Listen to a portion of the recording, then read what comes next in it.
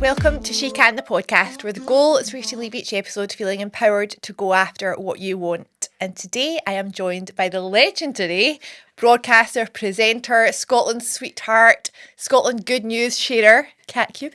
I don't think I've ever been called legendary. Love that. You should be. You I'll should be take it. more often. Now, before we go any further, Cat just dropped into the conversation about your plans tonight. Tell me what you're doing. Well, I am having dinner with George Clooney. What? Yeah, it's a charity thing. He's in town for Social Bite, the amazing Scottish charity that aims to end homelessness. He's been a big supporter, so there's a fancy dinner tonight at Gleneagles, and I'm going. But yeah, I haven't done my hair, and I don't know what I'm going to wear tonight. You cancelled your hair appointment to be here Yes, I did. on this I podcast, did. and you're having dinner with George Clooney. Yeah. If that's not legendary, Cat, I don't know what is. So thank you. Okay, he's legendary. Maybe not. You are. You absolutely are. Well, enjoy your dinner. Thank you. Don't know if I'll eat much. Just I know. Swoon. I'm so happy to have you here because we're going to talk about all things confidence, imposter syndrome, which you're big on. Yes. So tell me about confidence. You show up on the radio every day on Heart. You inspire us, you motivate us, you make us feel happy.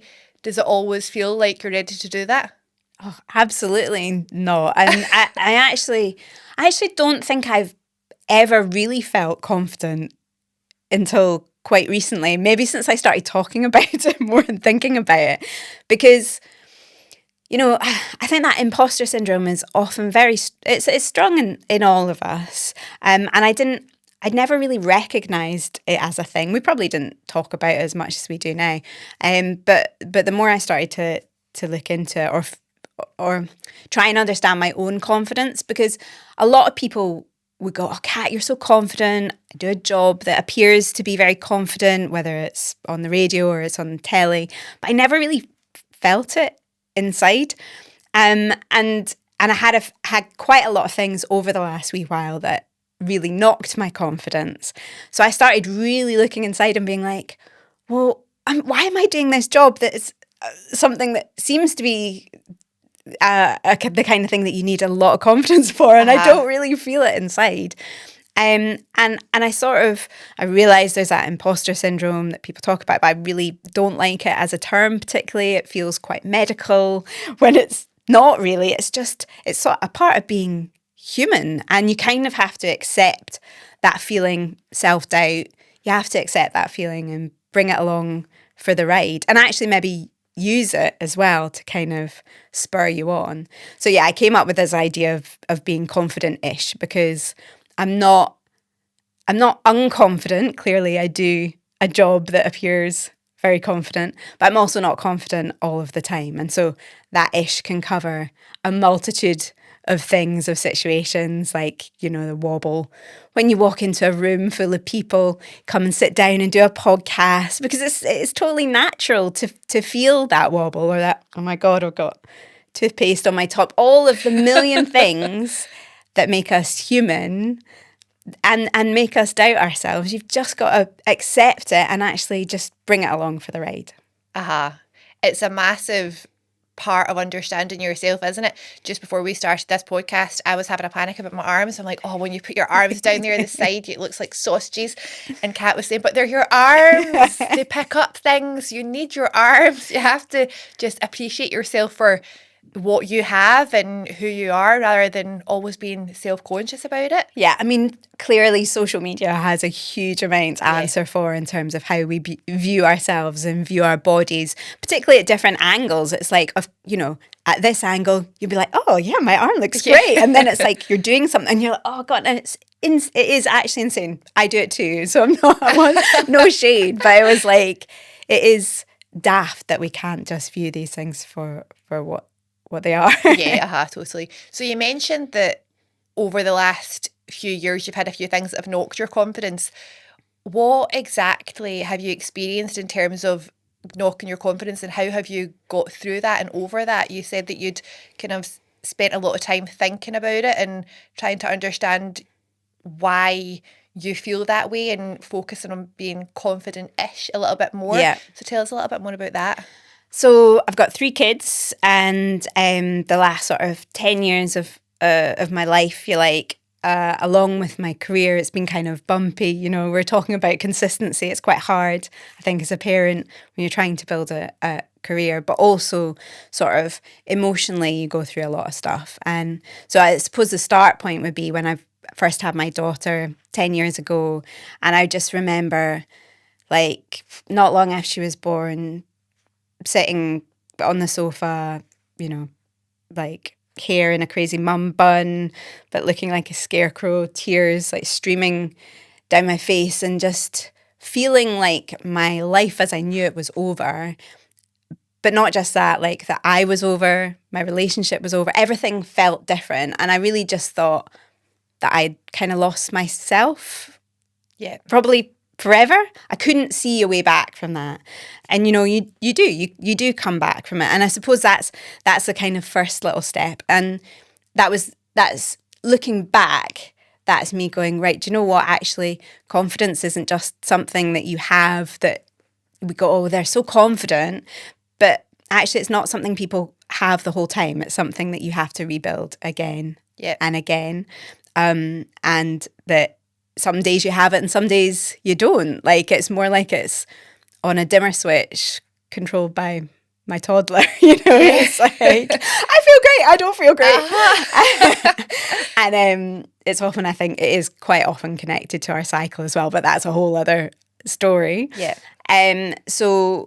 So that those sort of first shakes in confidence probably were them. But then following that, the birth of my son, I had postnatal depression, and then I was diagnosed with PMDD about 7 years ago. That was a massive confidence shaker, if you like, because I was kind of, you know, PMDD, it's like you spend 2 weeks feeling yourself and feeling totally normal, and then 2 weeks really not feeling yourself and really in quite a dark place.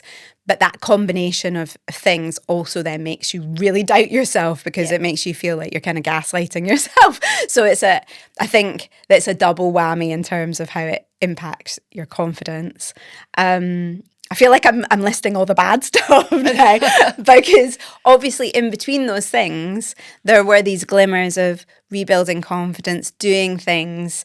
And I think that's the thing, that confidence doesn't come first. Quite often confidence comes after these things. So like the rough times that I'm talking about, you then have to do something that proves it to yourself that you can do it, and that gives you like a little bit of a I can do this. So I think we think that you have to feel confident before you do something, but actually confidence comes, like when we started doing this, like my voice might have been a wee bit shaky, or when I started doing a talk, or when first did a radio show, your breathing is quicker and things, and it's actually once you get into it that you start to feel confident. But a lot of us wait to feel confident before we do the things. And I think that's where so many people feel stuck, and they remain in the same spot because they think, well, I don't have the confidence of that person, or I could never do that. I could never show up like that. I could never, whether it's take your toddler to a class when you're feeling like that, or whether it's doing a podcast or a radio show or being on the telly. I mean, there's not many people that have that quandary, but any situation where you're having to push yourself out of your comfort zone, they're waiting for that moment of confidence, but it's actually just the moment of bravery to push yourself, and then the confidence comes after that. I've said it before, but I hate the phrase "fake it till you make it." Even though it sounds like that's what we're talking about, but it's not, because I think if you tell yourself you're faking it, then it doesn't feel like you. And I don't think that's a good start point. I like to say, believe it until you become it. So it's just like that tiny wee bit of belief in yourself that you can do it. It speaks volumes, and that's the start point. It's not confidence. It's just having a little bit of belief in yourself. It's also not necessarily being good at stuff. Like half the time, all of us start doing something. Why would you be good at it if you're just starting it?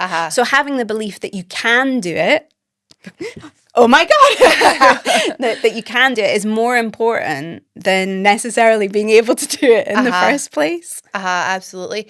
And when you look throughout all of your social media or anyone who's doing well at the moment in any area of life, it tends to be people who are not necessarily more talented than you, not necessarily more experienced than you. It's just those people who have had that belief in Yeah, themselves. definitely. And something that I would like to remind people of is that belief doesn't, you can borrow it from people and then start to feel it. If you surround yourself with that belief enough, you start to believe a little bit of it. Some of it rubs off on you. Well, we were talking about that before the podcast, weren't we? We were talking about energy, like, and also like, so choosing the people that you spend time with, like that actually sort of I have a wee bit of a kind of confidence kit, if you like, that. And one of those things is having cheerleaders around you, you know, having people that believe in you, that bring you up.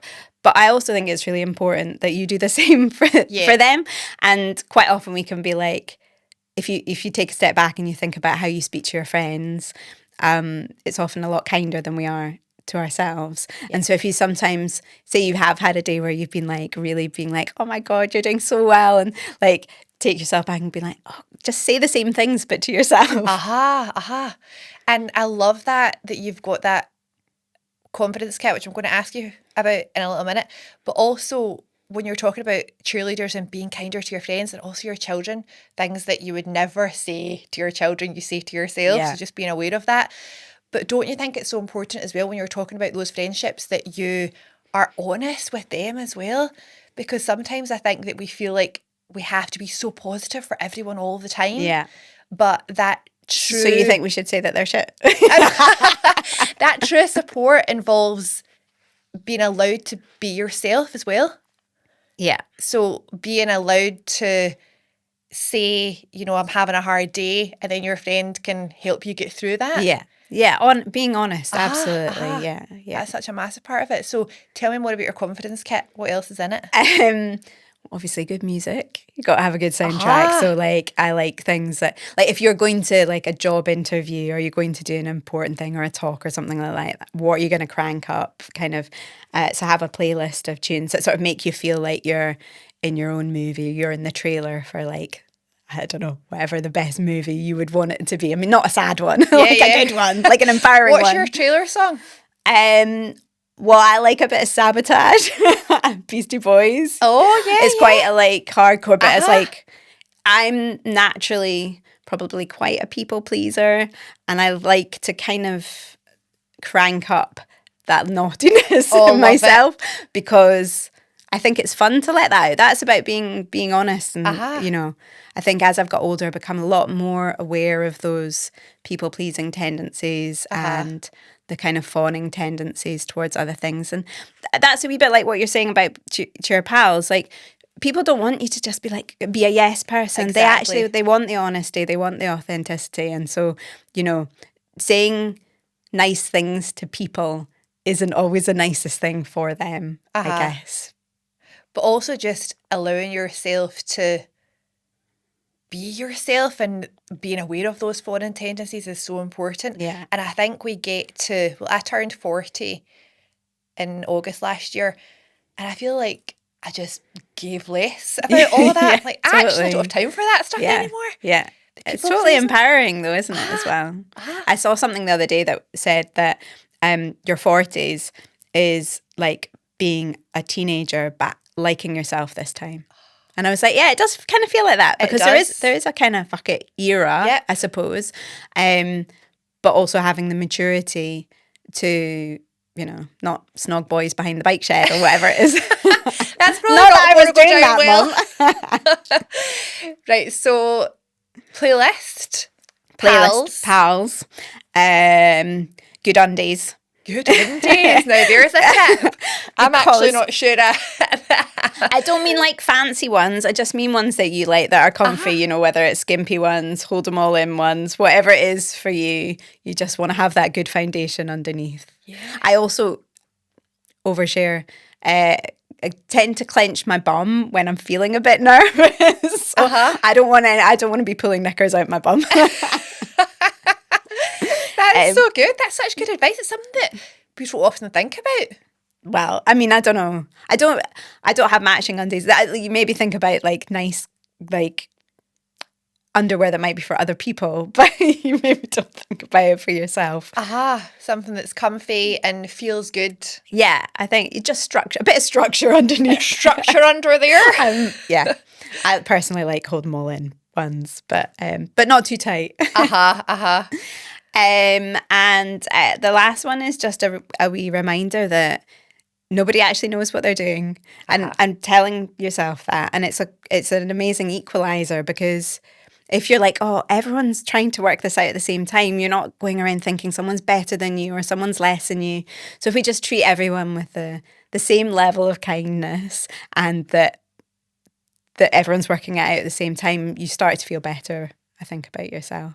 Yeah, that is so true. It's such a good point, because you can definitely look at people and think, well, they know everything about everything. They've got so many followers on social media. They've got so many listeners to their podcast, whatever it may be. Yeah. But they're still winging it. Yeah. I think, and I don't know if this is an age thing or if it's kind of a cultural shift, but I think, like, when I was younger, there felt like there was a lot of competition between women, that it was kind of like we were pitted against each other, and it's taken me quite a long time, I guess. Or maybe it was within the industry that I'm in, I came up with a lot of presenters who are doing phenomenally, and I spent a long time like, oh, why am I not like them? And not negging on them, but not having love for them, I suppose, because I felt envious. Yeah. And actually, it's taken me quite a long time to realise how unhelpful that is for me.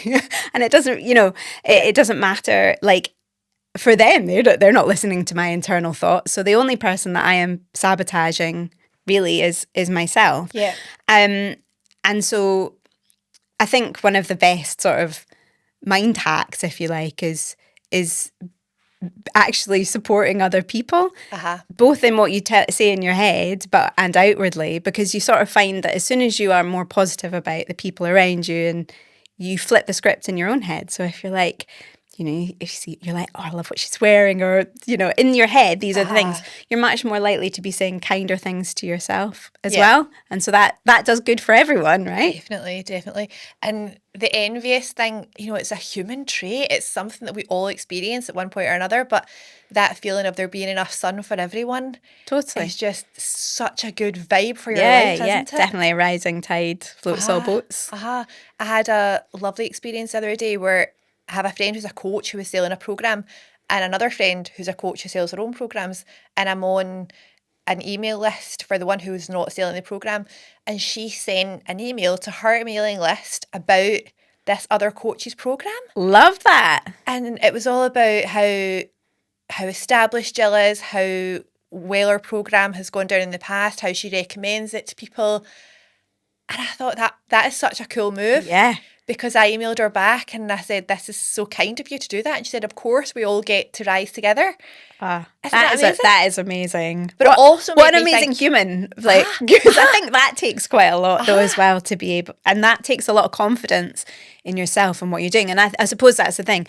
Often these kind of darker thoughts, the envy or the jealousy or the trying to put other people down, come from like a bad place within yourself. Yeah. Like, whenever my daughter talks about like kids at school maybe not being kind to her, of course we talk about like, being kind to other people, but say, do you know what, just think about how they're feeling inside to be doing that to you as a start point, and I think that's always good with social media and stuff, where there's always going to be crap and people like maybe not being as kind, where are they coming from, that's the first place that they go to. Yeah, absolutely. But what an amazing woman to be actually heralding up her competition, essentially. Absolutely. But it also made me think so highly of Frankie, the girl who sent it. Yeah. Because I thought that's smart move. I know, my God, the layers. I know, exactly. But it made me think, how can I do things like that in my own life? It's the butterfly effect, isn't it? When you see something like that, it helps you to go and do that in your own life and help raise someone else up. Totally. And then we're all going up together. Absolutely. A rising tide raises all ships. So tell me more about your daily habits. Do you have daily habits that you implement that help your confidence and help you show up? Because there must be days where you turn up at a studio and you think, I can't be that Scotland sweetheart happy girl today. A cup of tea. Helps. Always helps. Well, we've talked about music. I do think it is a really, obviously I love music and it's totally woven into what I do. And I think it can be a really helpful kind of like mood shift. Yeah. And that's a bit of a hack from that point of view. I think that those negative spirals are very easy to get into, like about, well, that maybe know about this through Stephen, but like sort of two years ago, I woke up with a migraine that just didn't go away. It was really, the pain was making me sick. I had light sensitivity and stuff. And it took a really long time to work out what was going on. I'm much better now, but that really impacted that chronic pain impacted my ability to be a parent, to do my job. Like, I still was having to get up and do the radio show in the afternoon, obviously, and parent all around that and do all the other stuff that's happening. And it was pretty brutal, and I really was struggling at life, I suppose, and showing up, both for my job and for my family, and online, if you like, because that's also part of my job. And my negative self-talk became really bad during that time, I think, as well, because I knew I wasn't doing as well as I could be, but it was almost like the less well I was doing and the worse I spoke to myself, the more I spiraled and the less good I was. You sort of double down on those feelings of am I good enough, and most of the time you're going, no, I'm absolutely not. But I had to keep doing it. And I suppose there were a couple of things that kind of happened in that time. The first was being aware of it. I really wanted to try and start thinking about good things that were happening. And so at night I began to think of the good things that had happened during the day, or good things that I'd heard about, not necessarily about myself, but other people. And that was the like little bean of an idea that led to Scotland's Good News. So thinking about good things and was the first one. The second was having a bit of I don't know, people call them mantras, but that sort of good self-talk, I suppose, trying to remind myself to think of myself in a better way than I was probably telling myself I was. So I have a few things that I say when I go to bed at night to myself that are reminding myself to be kind to myself, but also to others. And the third thing is a kind of a funny one, because it did occur as a result of me messing up, multiple times. I could tell you loads and loads of times that I've messed up on the radio, but there was this one occasion, and I made a mistake and I'd said the wrong day on air. I said it was Monday and it was Tuesday, and like you come off the link and you're like, you like feel like an idiot. And at the time I was really talking down to myself, and I got a bunch of messages in on our WhatsApp that was like, oh, me too, Cat, or thank God it's not Monday, and just nice responses. And it was a wee bit of an epiphany for me, because I was like, God, like people don't expect you to be polished. They want you to be real. They're relating to your presence. So it's like, yeah, I'm struggling right now, but like they don't know that. But I've made a mistake, and actually that makes me more human and more relatable, and that's a good thing. And so maybe we don't need to hide these things that are making us struggle all the time. And actually, in an increasingly AI world, in some ways, it's those mistakes that make us human, and it's owning them that is a superpower, because AI isn't, it is making mistakes, but it's certainly not going to own them. Yeah. That's a beautiful epiphany, because people who make mistakes and own them, and people who show flaws, and people who are authentic, you just feel that you can see yourself in them more. Yeah. People who are so polished and so perfect and so beautiful, you just think, is that fake? Is that fake? Well, is it fake? I mean, that's what we're so going. many It ways is fake. it could be. Is it fake? We're Is it a spending our robot whole or life doing that at the moment. Is it fake? I don't know. Is it fake? That's what life is right now. So these Yeah. things are so important now more than ever. Yeah. I mean, I think social media has made us think that life is meant to be effortless. Yeah. And it's not. Like, I was thinking about this the other day, like, when I was wee, you know, and it still is a bit of a neg or a diss to call someone a try hard. And I'm like, what's wrong with trying hard? Yeah. Like, nothing in life is worth it if it's easy. Like, trying hard is a really important part, you know, like friendship, work, eyeliner, all of these things take work, you know, it's not effortless. And where would the fun in it be if it wasn't hard work, I suppose? Yeah. That's definitely a narrative in the personal growth world of things should come effortlessly and, you know, you manifest it and it'll come to you and live your soft life and don't hustle and all of that stuff. But at the end of the day, to get anywhere, you are going to have to try hard. Yeah. Oh, you'll like these then, by the way. What do they say? Manifest that shit. Yes! Love those songs. That's so cool. But yeah, it's so true, isn't it? Try hard it's a great thing. Yeah. Absolutely. Effort. And it makes it more rewarding. Like my son's does karate and he wasn't asked to the grading this time.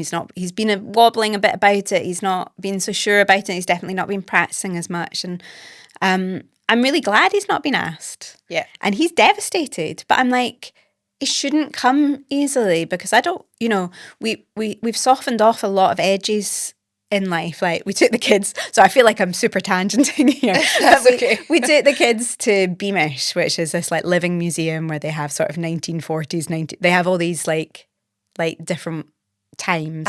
And we're like talking like the mattresses are hard, like everything about life in these different eras was so much harder than it is now. And for the kids, like I smooth a lot of edges for them in their lives. And I'm not sure that's actually helping them because I want to build resilience in them. And they're not going to be able to build resilience if they haven't had to work at things and things haven't been hard. And that goes for us as adults as well, you know.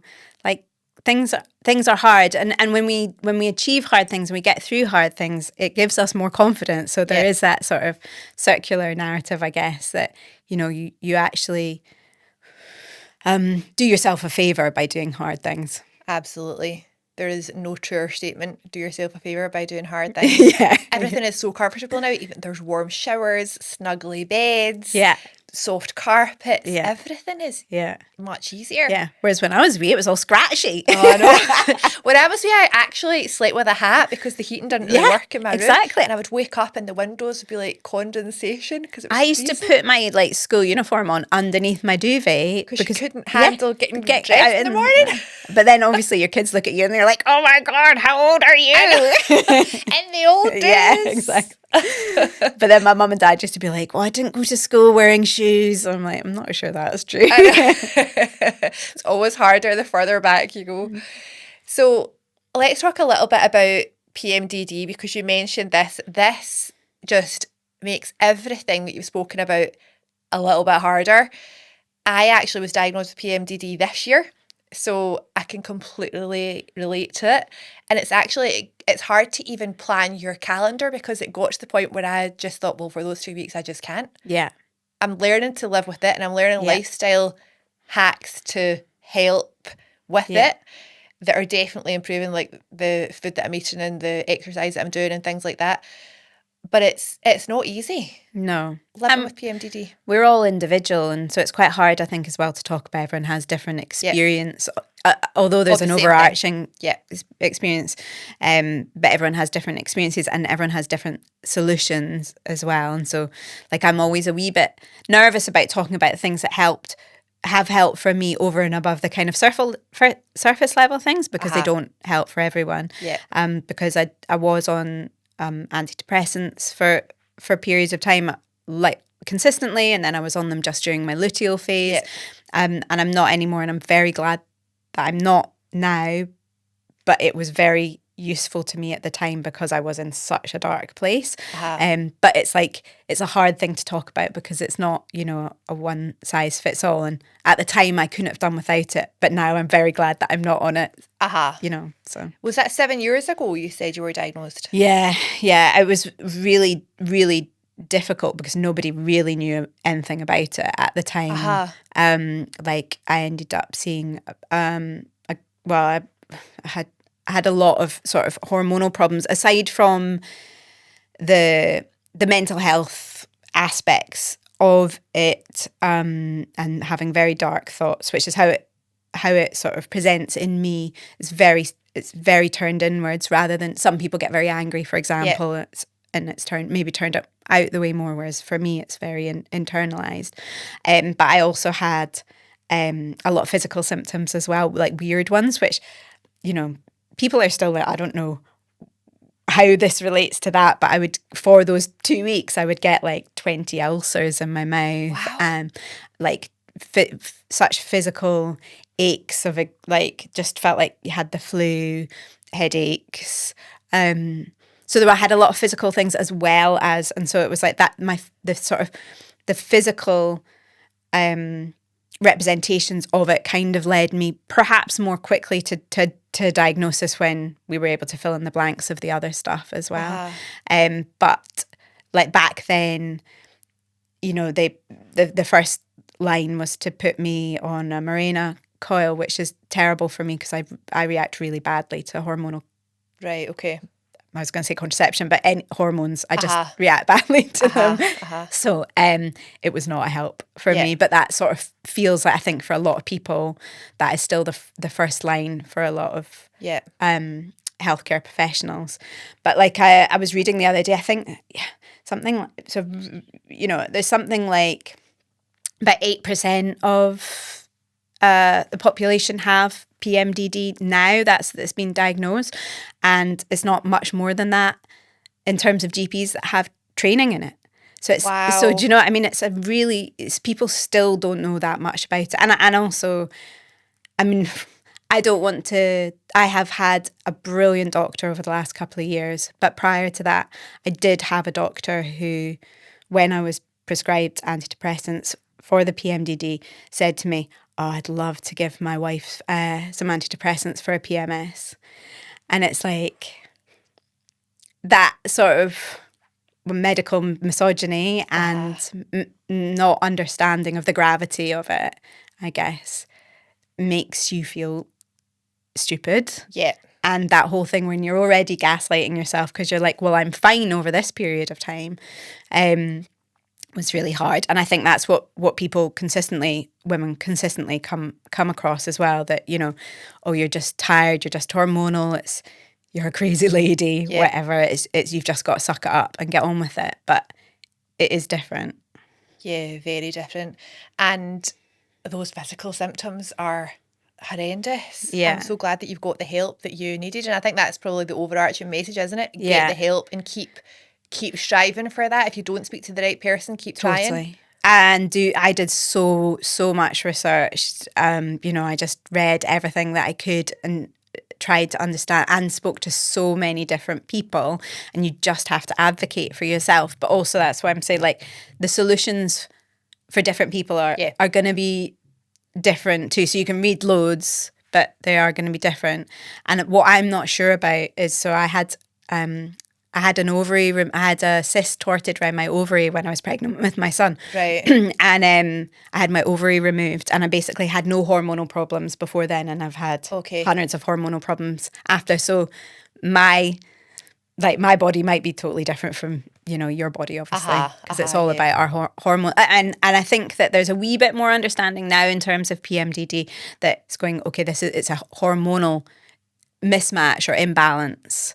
And therefore that is of course going to be different it'll represent itself differently in different people in different ways. Yeah, there's so many different layers to it, and everyone's so different.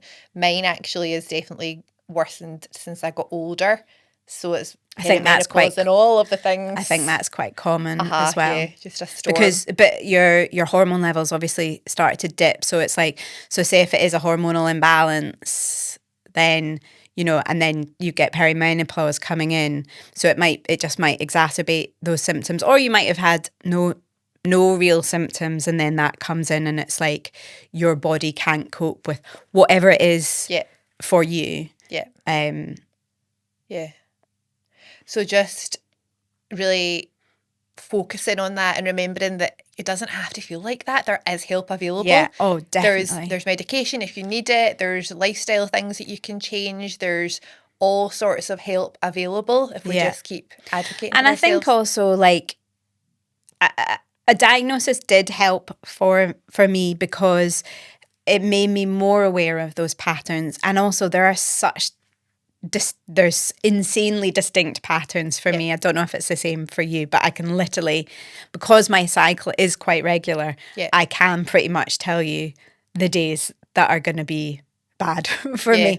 Although, this is whether like I ended up being prescribed testosterone, not as part of HRT. And it has been transformative for me because my testosterone was non-existent. I don't know if that's what was the root cause of my PMDD. That's like, this is a medical kind of thing that I wouldn't know whether you would want to really go into. But that's what's been transformative for me. There's just so many different parts to it, isn't it? There's so much to understand and so many different aspects to it for individuals. So it's an important conversation, but also an important thing just to be aware of yourself. If you're feeling like you're just not yourself for that period, or it's getting worse with perimenopause or whatever, just to be aware of it and I think trust your gut. Like if you don't feel yourself, you don't feel yourself, and you can, you should be able to go to your doctor and talk about it and not be laughed at or pushed off or whatever, and that there are things that you can do, but you can obviously research yourself as well, but just believe in your own feelings, and if something doesn't feel right, it doesn't feel right, and you can get help. Absolutely. And Scottish good news. Let's go back to I feel like that is like a gear change there. It is a gear change. But you mentioned that when you were feeling really low, you started looking for good news stories. And honestly, this is something that I look forward to seeing on my social media. Every time I see it, like, yes, what else is happening in Scotland, Cat? It's so good. So if you've not seen it yet, it's Scottish Good News. You share it on your social media. How often do you do it? So I'm doing it every 2 weeks at the moment. I'm like so yes, I started doing it myself, totally nothing to do with social media, and then thought, oh, do you know what, it'd be quite nice to share it. It helped me so much. And I did not expect it to kind of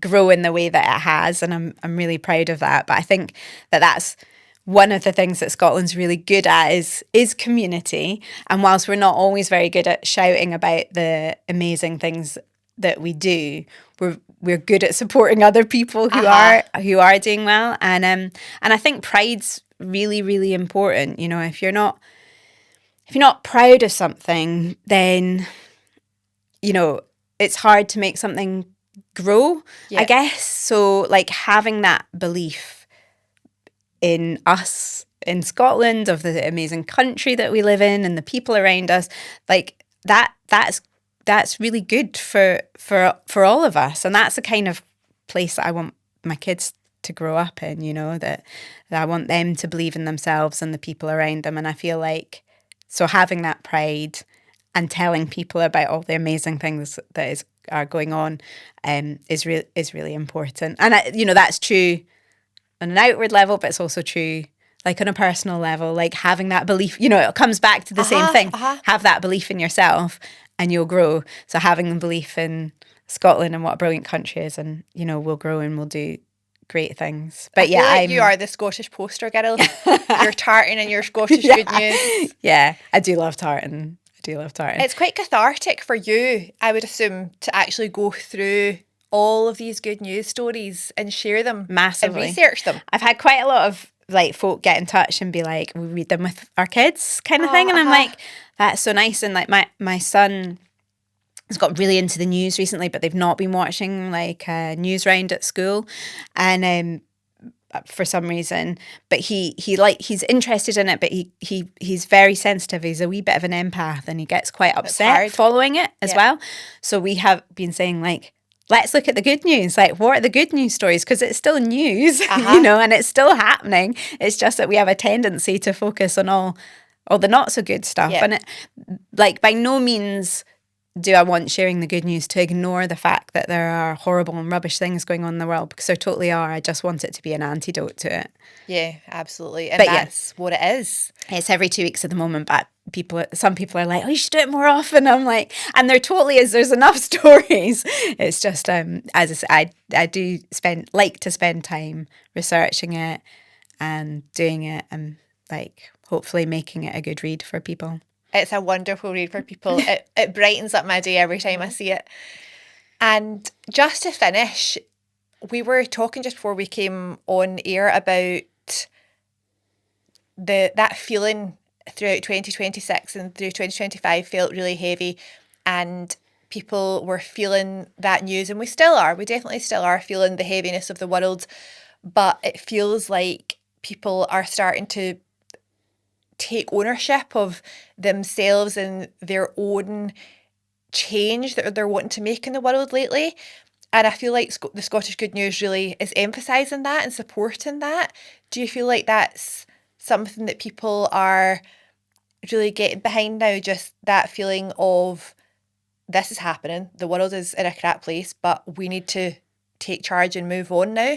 Yeah, and I think that's brilliant. I think, you know, taking a bit of ownership over, and that goes along with everything, taking ownership of the words you say in your head, the words you say to other people, and the actions that you take, you know, that you have control of that. And there are lots of awful things going on in the world that we would very much choose were not happening. And I think for a lot of last year or previous years, maybe even going back as far as the pandemic, we all felt a wee bit impotent about those events that were occurring, and we just had to kind of go along with the ride. And I suppose post-pandemic, we thought, oh, well, things will go back to normal. Things will go back to normal, and things have not gone back to normal. In some ways, you might some parts of it, it's got an awful lot worse. So it's like, well, that doesn't seem to be changing. So yeah, what can we do locally, or like in our own homes, in our own heads, in our own homes, and then locally, and then going out from that kind of ripple effect, I suppose. What are the things that we can control to make the world a better place? And that's what I do love about the good news stories, is that there are all these people doing these phenomenal things quietly. Some of them are bigger than others. Some folk are just doing them, and it's amazing to be aware of them, but also to go, well, they just woke up one morning and decided to do it, or they woke up lots of consecutive mornings to do it, because often you need the hard work to get you there in the first place. But, you know, they're doing brilliant things. Why can't I?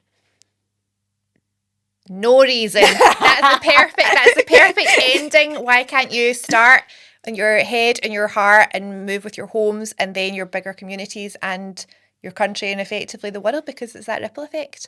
Changing the world. Massive difference. Kat, that was beautiful. Thank you. Thank you so much for having me. It was lovely to hang out with you and have a wee blather. I didn't even drink my tea. Let me get another one. Thank you so much, and we'll speak to you soon.